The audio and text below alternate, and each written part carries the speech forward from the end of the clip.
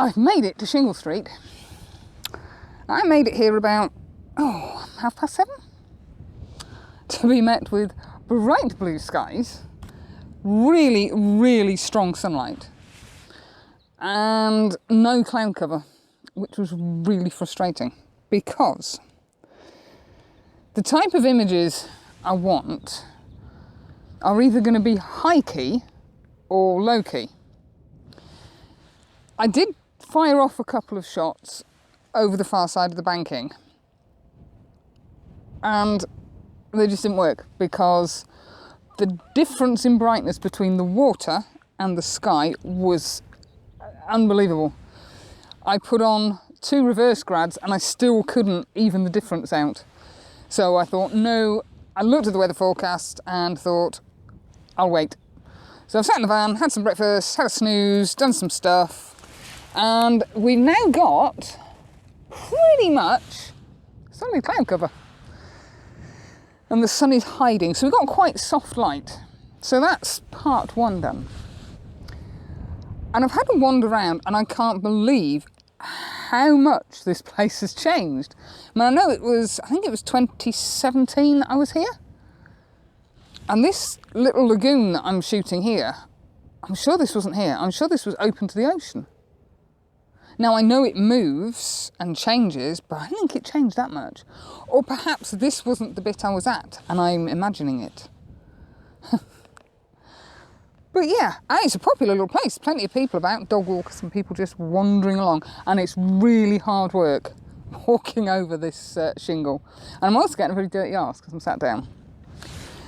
I've lined up a shot with the little bungalows, which I'm hoping you can kind of see there. I'm not convinced. I'm really not convinced. This session today is really about my post-processing skills. Being able to visualise an image that I want, being able to capture it and then create from that image the final result that I'm looking for.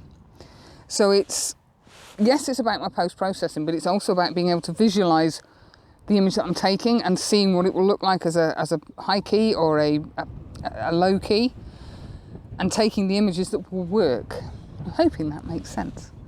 And so I've done this one. I'm not overly keen. Maybe I'm sat in the wrong place. Maybe I should be sat over there. I don't know. But I wanted to get over to this side, which is where the ocean is, or the water, or the sea, whatever you want to call it. So I thought I'd come here first. So let's go for a wander over the other side and see what. This was more what I was thinking of.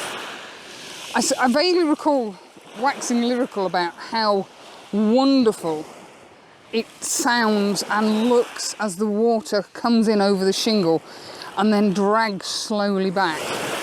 When I was here last time, the noise is awesome. It's proper ASMR. And we're getting some wonderful patterns and lines. The sky is not perfect, but a darn sight better than it was this morning. So I think I found my first composition, which is essentially in portrait orientation, shooting along there. So I'm half and half. It's like, the water line, I can't see what I'm doing here. The water line splits the shingle, from the water. So yes, I think that might work. As I say, I'm thinking ahead and going black and white or high key black and white. I'm not sure which way to go yet.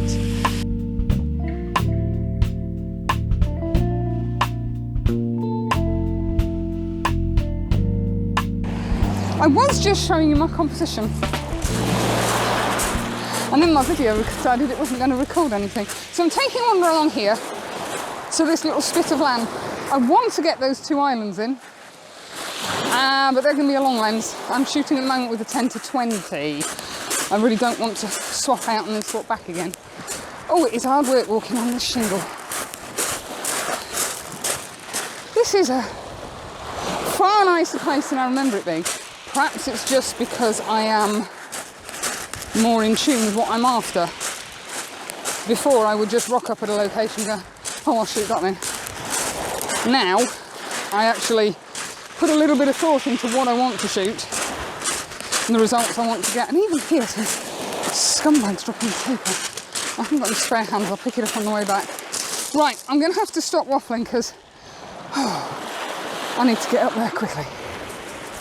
Well, after I got off to a flying start, I'm kind of ground to a halt now. I've come up to this little spit of land, which I quite like. I've changed the display on the camera to monochrome to help me. Which doesn't, oh, it kind of so it works, but it doesn't work when you're displaying the images. I'm not sure about that composition. I think I want to be down closer to the water. The problem is when the water does come in, it comes in with such power that the legs of the tripod are just going to go. I'm digging them in as far as I can. How wonderful is that sound? I might try it, but I can go around that side. There's also an image to be shot from over there and straight down the middle of it. So one location and 3 different points of view. We'll see. There's some hulking great ships. There's going to be a lot of cloning in this, because out on the horizon, I don't know if this will pick them up, there's 1, 2, 3, 4. There's 4 humongous container ships and the sailboat. So although the 10 stop will get rid of most of it, I think there'll still be some cloning to do. I'm going to go slightly further down here, and then I'm going to go and shoot down the middle of it. In fact, I'm going to shoot down the middle of it first, because it's coming in quite well, and I don't want to miss that shot. I'm having more success with this composition, even allowing for the boats that I've got to clone out. I've shot this down low, and now I'm shooting up high. There is a bit of a wind coming in across the top, so I'm just hoping that, and that's why I'm standing directly behind the camera trying to protect it. The waves are coming in beautifully over this little spit of land. I've turned the polarizer so that it makes everything milky, because I want this to be really ethereal.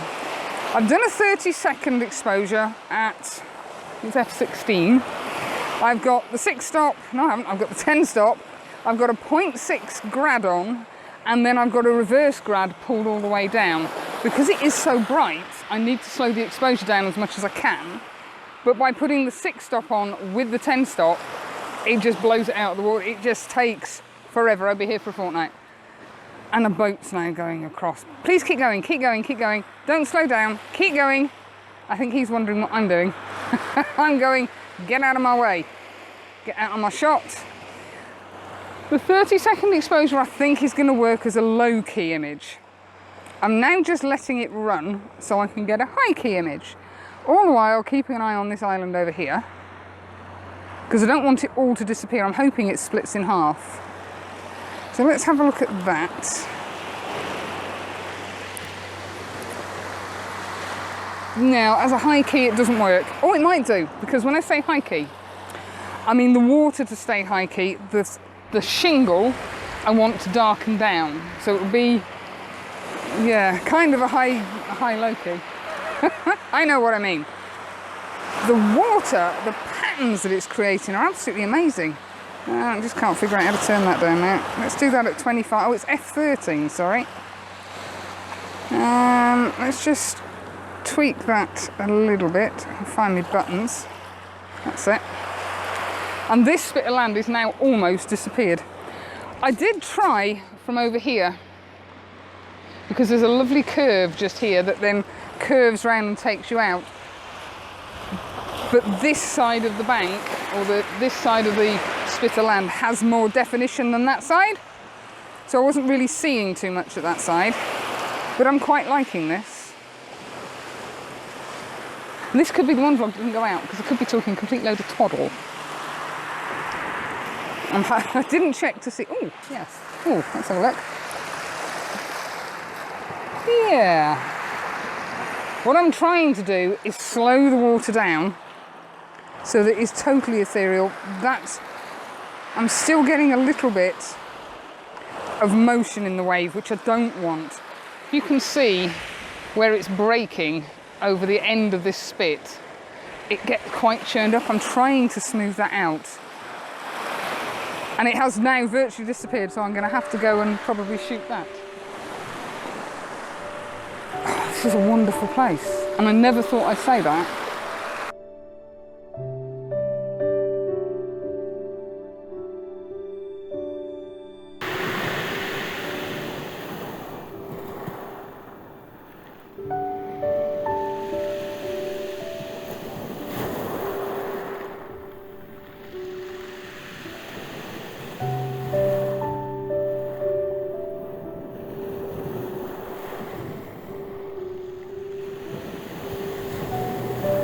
These little islands are slowly but surely being swallowed up by the sea as the incoming tide.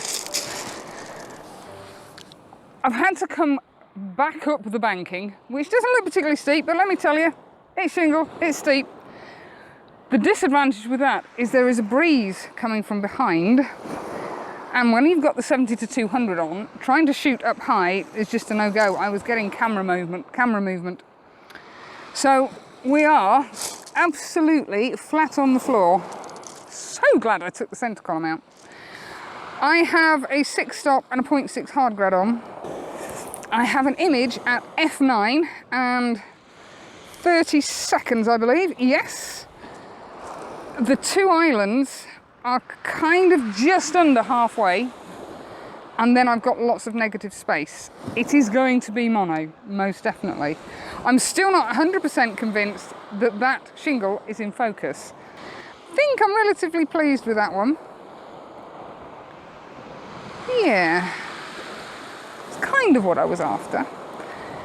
Now, because it's being swallowed up by the water, it's creating some different shapes.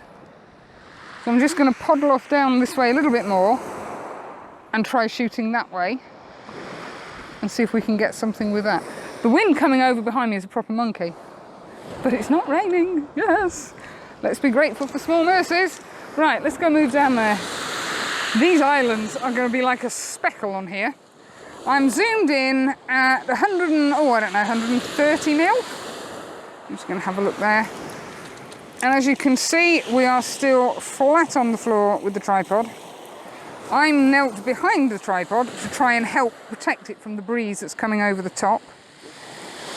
I'm literally just shooting that. Now this may end up as a square crop. I'm quite liking the idea of a square crop. And you can just make out the waves creating the different patterns. You can also make out the marker buoy. And I think there's a second marker buoy behind it. And then behind that there's a boat. Guess what's going to be happening to these? I'm just running a 30-second exposure. I've changed none of the settings. I'm still at f9, polarizer, 0.6 hard grad, and the 10 stop. And 30 seconds on the clock. Takes forever. Well, I thought it was about time I got my feet wet again. I know you should watch, I think it's every 7th or 10th wave, but here it seems to be about every 4th one. And again, there's a ledge that the wave drives down to and comes up, and it really does chuck the water up on the shingle beach. That little island is absolutely brilliant. It takes on so many different shapes and forms. Can you see it? It's out there somewhere. There it is. Because the tide is incoming. It's now completely separated from the bigger one at the back. But there's some lovely curves on that. So it's about lunchtime now. I've got to drive on to my location for tomorrow morning, and I might do some photography there in blue hour. Depends what happens with the light. I'm not holding out for any sunset images, but you never know your luck. So thank you for coming along. As I say, this has been more of an experiment, an itch that needed scratching. It's going to be a test of whether I've seen the image correctly, so that when I put it into post, it works correctly as a mono image. So there'll be lots of, what is it? Cloning, not cloning, dodging and burning going on, I suspect. So thanks for coming along. Hope you've enjoyed this little look around at Shingle Beach. It's a fabulous little place, and it's popular but not overly popular. So, have a good weekend. I'll catch up with you next Sunday, and we'll do it all again. Take care, guys. Bye.